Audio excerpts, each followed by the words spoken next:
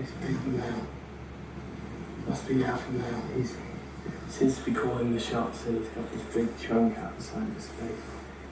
He's running with a bit of a limp. One of the reasons they live in packs is because if they get injured, the rest of the pack can still provide for them. Wolf packs are also led by the alpha female. Together, they decide where and when to hunt. This pair are also the only ones to breed, adding new pups to the pack each year.